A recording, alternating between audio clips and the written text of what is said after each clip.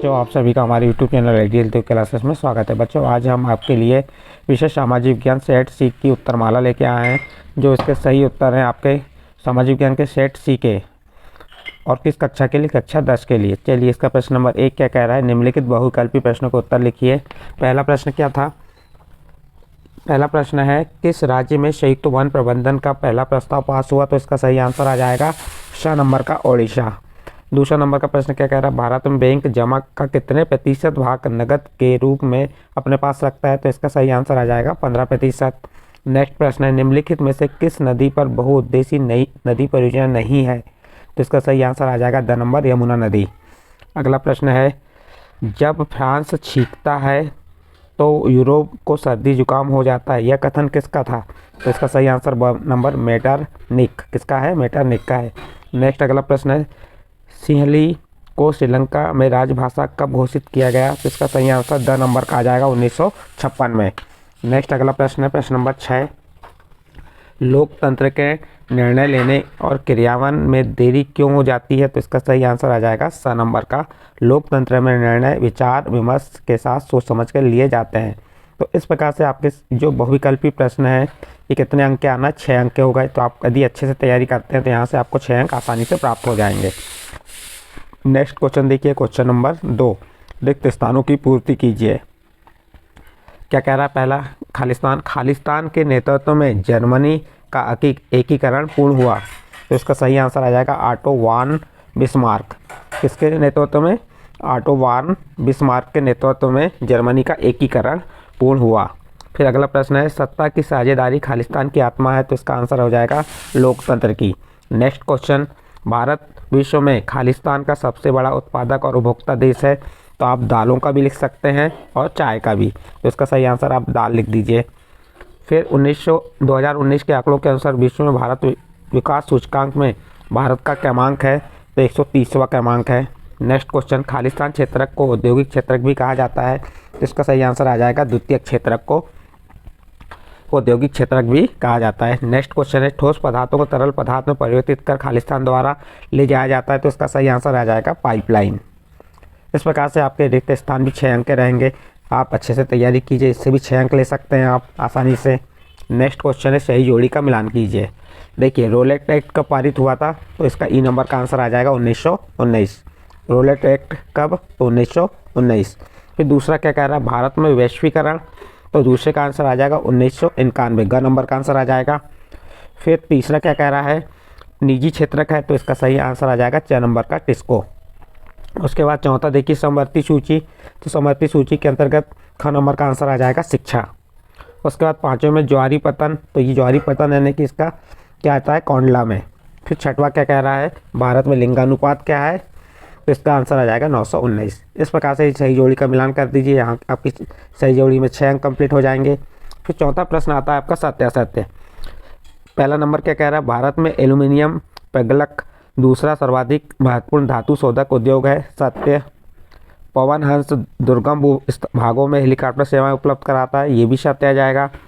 फिर तीसरा क्या कह रहा है? लोकतांत्रिक शासन में पारदर्शिता नहीं होती। असत्य। Spinning jenny machine James Hargreaves ने बनाई थी। बिल्कुल सत्य है। कब बनाई थी? 1964 में। पाँचवा, 1840 के दशक में आयरलैंड में गेहूं की फसल खराब होने से लाखों लोग भूखमरी की कगार पर आ गए। यह कथन असत्य है, क्योंकि 1840 के दशक में आयरलैंड में आलू की फसल खराब हुई थी और जिससे लोग भूखमरी की कगार पर आए थे, इसलिए कथन असत्य आ जाएगा। फिर 1859 में इंग्लैंड इमिग्रेशन एक्ट लाया गया। यह कथन सत्य है। इस प्रकार से आपके 6 अंक के सत्य असत्य कंप्लीट हुए। इसके बाद नेक्स्ट क्वेश्चन आता है आपका निम्नलिखित प्रश्न का उत्तर एक शब्द या वाक्य वाला। चलिए, पहला प्रश्न क्या कह रहा है? इसमें ध्यान दीजिएगा।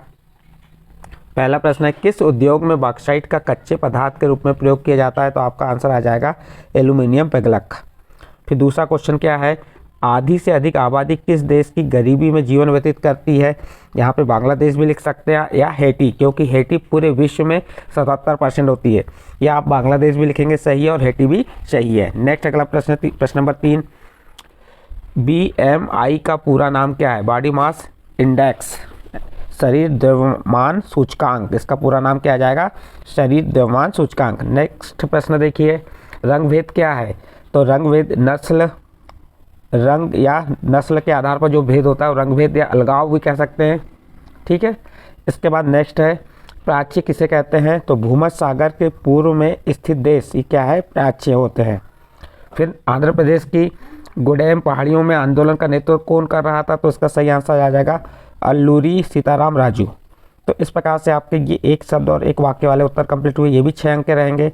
इसके बाद बच्चों आपके प्रश्न नंबर 6 जो 2 अंक के प्रश्न हैं उनके उत्तर आपको यहाँ बता दे रहे हैं, हम प्रश्न पढ़ दे रहे हैं, आप उत्तर यहाँ से देख के पढ़ सकते हैं। देखिए क्या कह रहा है, प्रश्न नंबर 6, समोच्च जुताई किसे कहा जाता है, तो उत्तर 6 का देखिए यहाँ पे उत्तर दिया हुआ है, ढाल वाली भूमि पर समोच्च रेखाओं के समानांतर हल चलाने को समोच्च जुताई कहते हैं। इसमें ढाल के समीप जल बहाव की गति घटती है, यह मृदा अपरदन को रोकने में सहायक है। इसी का अथवा का भी उत्तर बता दिए। अथवा क्या कह रहा है, कई बार देखो चादर अपरदन क्या है, कई बार जल विस्तृत क्षेत्र को ढके हुए ढाल के साथ नीचे की ओर बहता है, तब इस क्षेत्र की ऊपरी मृदा घुलकर जल के समीप बह जाती है, जिसे चादर अपरदन कहते हैं। तो इस प्रकार ये प्रश्न नंबर 6 का उत्तर कंप्लीट हो गया। आप इस प्रकार यहाँ प्रश्न नंबर 7 क्या है आपका, मनुस्थली मृदा की 2 विशेषताएं बताइए, तो ये हमने 2 विशेषता बता दी मनुस्थली मृदा की। और उसके बाद एजेंडा 21 क्या है, तो एजेंडा 21 देखिए, एजेंडा 21 एक घोषणा है जिसे 1992 में ब्राज़ील के शहर रियो डी जेनेरो में संयुक्त राष्ट्र पर्यावरण और विकास सम्मेलन UNCED के तत्वाधान में राष्ट्रीय अध्यक्षों द्वारा स्वीकृत किया गया है। इसका उद्देश्य सतत पोषणीय विकास हासिल करना है। तो इस प्रकार प्रश्न नंबर 7 के दोनों उत्तर आपको यहाँ बता दिए। यहाँ पे प्रश्न नंबर 8 क्या कह रहा है, चाय को उगाने के लिए अनुकूल भौगोलिक परिस्थितियों का विवरण दीजिए, तो ये उसका आंसर हो गया, देख सकते हैं आप यहाँ से पढ़ सकते हैं। इसके बाद उसके अथवे का भी उत्तर यहाँ पे आपको बता दिए। अथवे का प्रश्न क्या है, वाणिज्यिक कृषि की 2 विशेषताएं लिखिए, तो ये वाणिज्यिक कृषि की 2 विशेषताएं यहाँ आपको बता दी, आप देख लीजिए, यहाँ पे इसका उत्तर पढ़ सकते हैं, अपनी कॉपी में नोट कर सकते हैं। इसके बाद प्रश्न नंबर 9 क्या कह रहा है, उद्योगों द्वारा पर्यावरण प्रदूषण कैसे फैलता है, 2 कारण बताइए, तो ये आपको हमने बता दिए यहाँ पे उसका उत्तर। और उसका अथवे का प्रश्न क्या है, आधारभूत उद्योग किसे कहते हैं, तो उसका भी उत्तर यहाँ पे हमने बता दिए। प्रश्न 9 के दोनों उत्तर यहाँ पे लिखे हुए हैं, आप देख सकते हैं। इसके बाद प्रश्न नंबर 10 का उत्तर देख लीजिए। प्रश्न नंबर 10 क्या है, अटल टनल की 2 विशेषताएं बताई, तो अटल टनल की 2 विशेषताएं यहाँ पे हमने बता दी है। उसका अथवे का प्रश्न क्या है, अथवे का प्रश्न है श्रोणी चतुर्भुज महाराजमार्ग की 2 विशेषता बताइए, तो उसकी भी हमने 2 विशेषताएं यहाँ बता दी, श्रोणी चतुर्भुज महाराज बाग की, ठीक है। अगला प्रश्न है प्रश्न नंबर 11। प्रश्न नंबर 11 में क्या कहा, भारत के रेल परिवहन के वितरण को प्रभावित करने वाले 2 कारकों लिखिए, तो उसके 2 कारक लिखे हुए हैं, देखिए भू आकृतिक, आर्थिक और प्रशासनिक कारक। और उसके अथवे का प्रश्न क्या है, डिजिटल भारत कार्यक्रम क्या है, तो यहाँ पे आप देख सकते हैं डिजिटल भारत कार्यक्रम का से संबंधित उत्तर यहाँ आपको बता दिए। इसके बाद प्रश्न नंबर 12 का भी उत्तर देख लीजिए। प्रश्न नंबर 12 क्या था, हायर परचेज व्यवस्था क्या है, और उसका अथवा का प्रश्न क्या है, 19वीं सदी तक यूरोप में कौन सा समस्या आम रूप से प्रचलन में थी, तो उसके दोनों उत्तर बता दिए। इसके बाद प्रश्न नंबर 13 क्या है आपका, स्पिनिंग जेनी क्या है, तो स्पिनिंग जेनी का उत्तर देख सकते हैं यहाँ पे।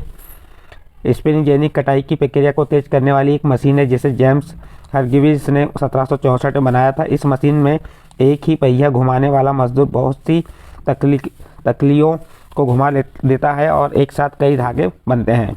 उसके अथवे का उत्तर भी दे दिए प्रश्न नंबर 19 का, वो 13 का। इसके बाद प्रश्न नंबर 14 का आप देख सकते हैं उत्तर।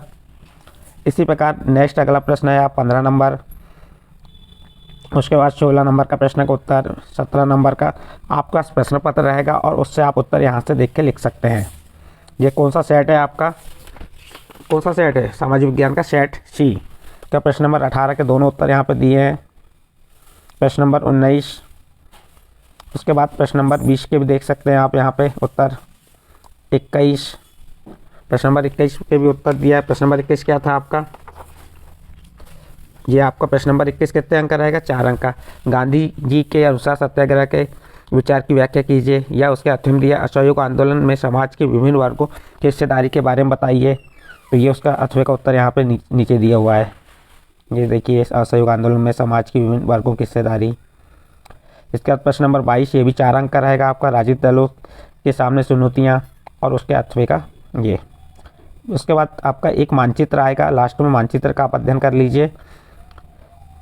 भारत मानचित्र में दर्शाना है, मानचित्र कैसे दर्शाना, ये वाला प्रश्न आपका 23 नंबर का रहेगा, जिसमें सुंदरगढ़, रानीगढ़, नेवली, डिगबोई इनको दर्शाना है। इस प्रकार बच्चों आपके यहाँ पूरे प्रश्नों के उत्तर आपको हमने बता दिए। 23 प्रश्न तक हैं। यदि आपको हमारे द्वारा ये सामाजिक विज्ञान का सी सेट अच्छा लगा हो तो आप हमारे चैनल आइडियल देव क्लासेस को सब्सक्राइब कीजिए, लाइक कीजिए एवं अन्य ग्रुप में शेयर जरूर कीजिए।